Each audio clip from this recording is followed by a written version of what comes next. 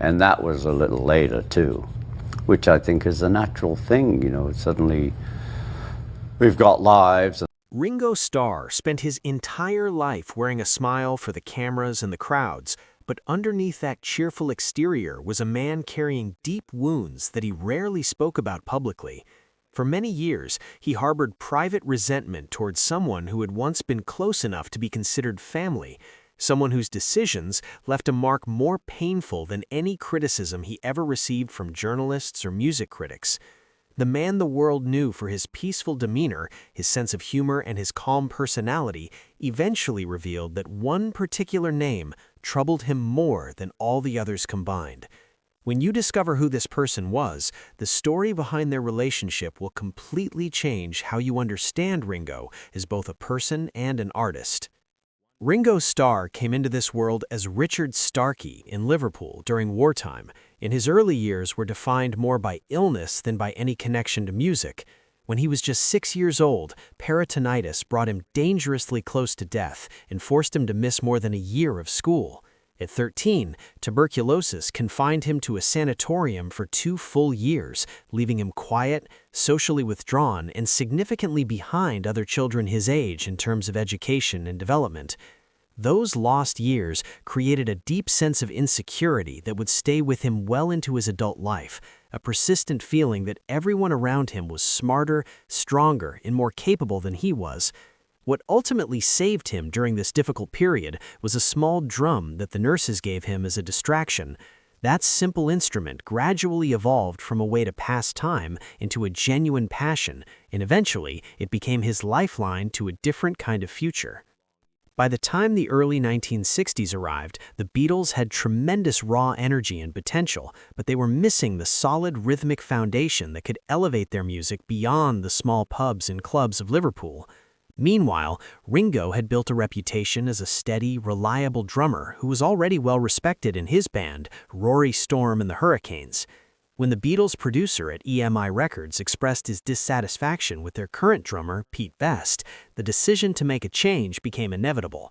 On August 16th in 1962, Ringo Starr officially became the final member to join the Beatles, completing the lineup that would soon change popular music forever.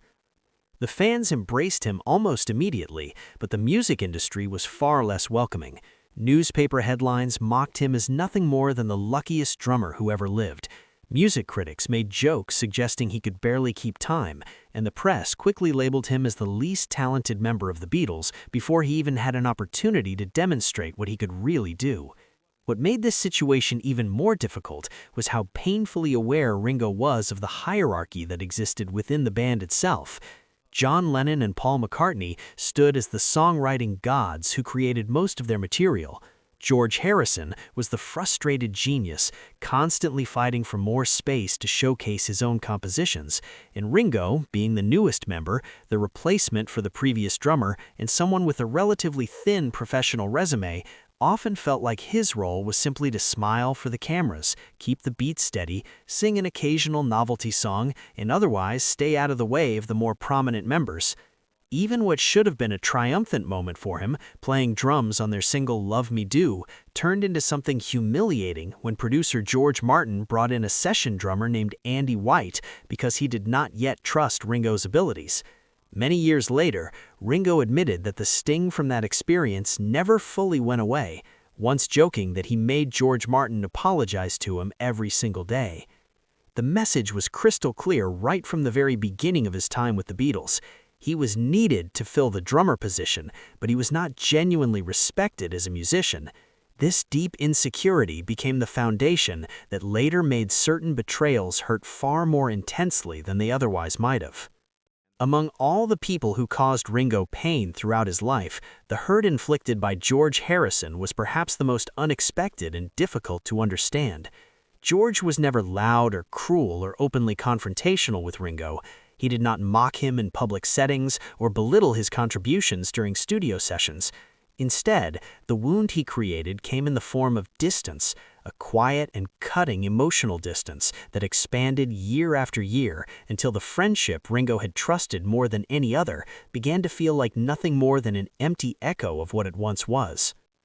During the early years of the Beatles, Ringo relied on George more than he relied on anyone else in the group. George understood what it felt like to be overshadowed by John and Paul, who dominated the creative direction of the band. He understood what it meant to constantly fight for space, for respect, and for recognition within the group.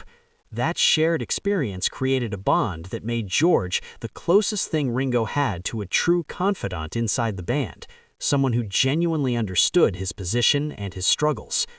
But as the late 1960s progressed, cracks began to appear in their friendship.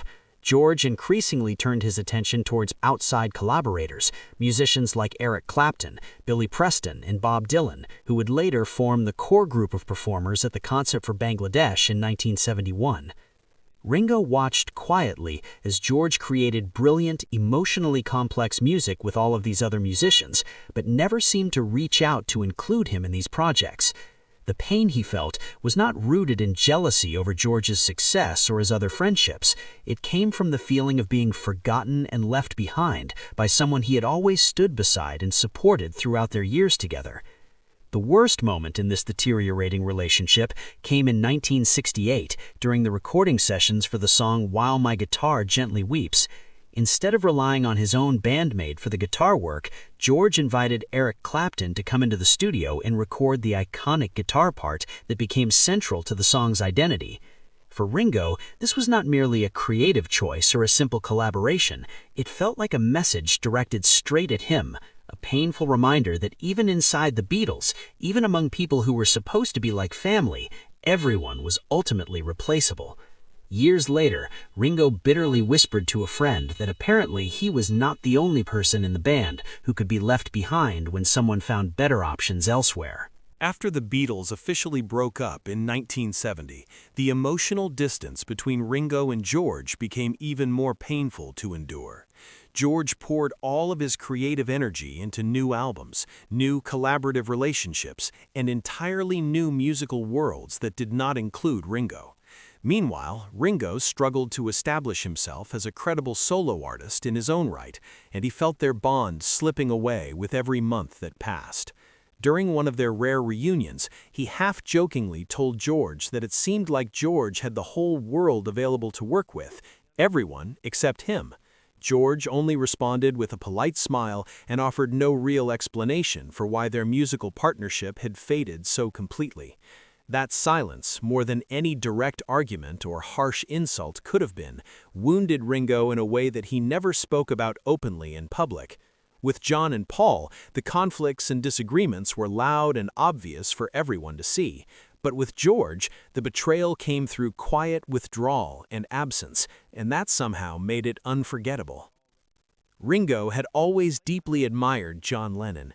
Even during the periods when the Beatles were being torn apart by competing egos, creative disagreements, and sheer exhaustion from years of constant work, Ringo naturally gravitated toward John's sharp wit, his courage, and his instinctive leadership qualities.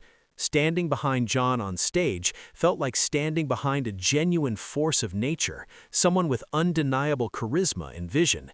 But nothing could have prepared Ringo for the dramatic transformation that began in late 1968 when John and Yoko Ono became completely inseparable, not just as romantic partners, but as a single unified creative entity that slowly began to eclipse everyone and everything else in John's life, including his commitment to the band. At first, Ringo did not particularly mind Yoko's presence around the group. He respected her as a legitimate artist in her own right and simply assumed that her involvement would remain limited to supporting John personally rather than interfering with band decisions. But it was not long before she began inserting herself into creative decisions that had always belonged exclusively to the four Beatles and no one else. During one experimental recording session, Yoko abruptly offered her critique of Ringo's drumming technique. In earlier days, John would have laughed off such a comment, defended his bandmate, or turned the awkward moment into a joke to diffuse the tension, but this time was different. John turned sharply toward Ringo and said in a cold tone that he should just keep the rhythm even and that would be enough. The entire room fell into uncomfortable silence. For Ringo, the humiliation cut much deeper than a simple technical correction about his playing. It was a clear signal that John no longer viewed him as an equal creative partner in the band's identity and direction. Yoko's voice and opinion now carried more weight with John than the opinions of the people he had worked with for years. That fundamental shift only intensified as John began withdrawing from the Beatles emotionally, spiritually, and creatively, investing his energy elsewhere. Ringo confided to a close friend that they used to genuinely be a band working together, but now, when it came to John, it felt like it was just him and Yoko, with the rest of them pushed to the margins. The absolute breaking point came when John lashed out explosively at George Harrison for daring to question Yoko's level of involvement in their work. Ringo watched the entire scene unfold in front of him, witnessing the slammed table, the raised voices, and the unmistakable expression on John's face of a man who would defend his partner at absolutely any cost, even if that meant burning the band down to the ground in the process. He had never seen John so consumed by something, so completely unrecognizable from the person he used to know. The grief that Ringo carried from this experience was not born from anger or resentment toward John. It came from profound loss. He had lost not just a musical collaborator, but a leader he had genuinely trusted and looked up to for guidance. Years later, when Ringo visited John in New York in 1980, some of that old warmth and connection briefly resurfaced between them during their time together. And then, just weeks after that reunion, John was suddenly gone forever, murdered outside his apartment building. The wound between them never had any chance to properly heal. Silence and unresolved feelings became the final chapter of their friendship.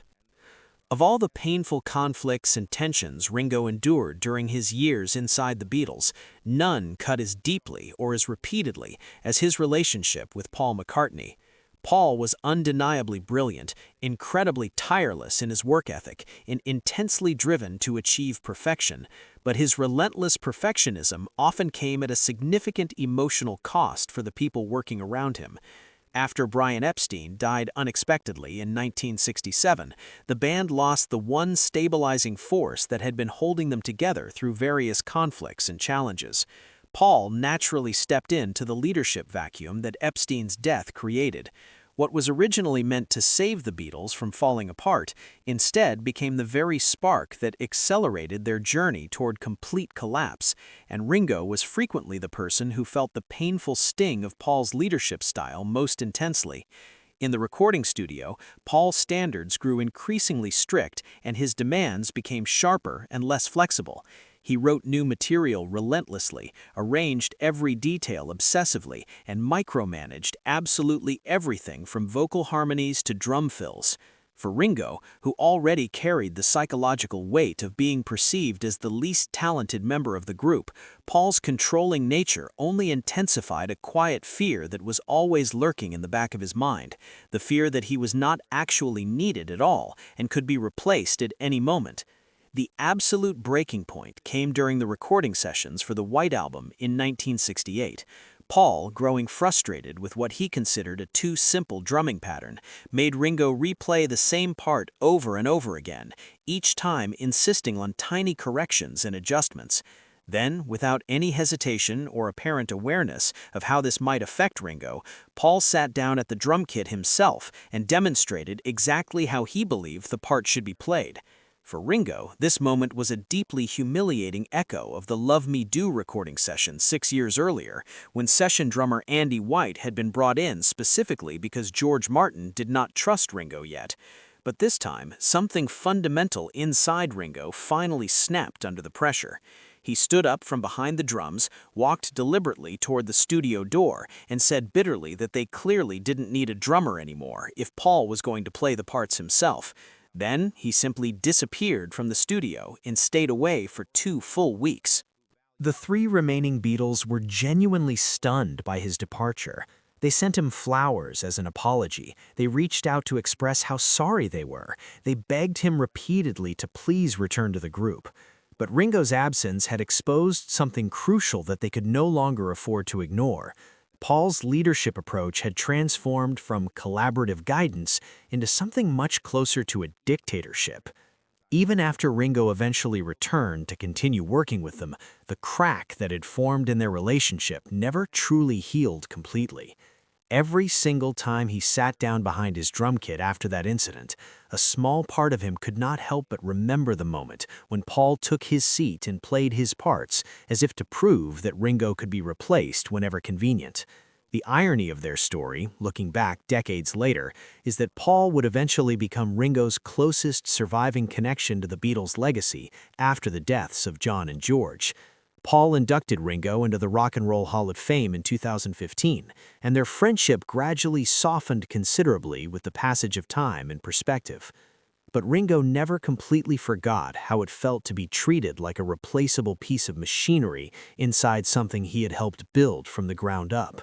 And yet, despite everything Paul put him through, even Paul was not the person that Ringo ultimately resented the most when looking back on his entire career and life.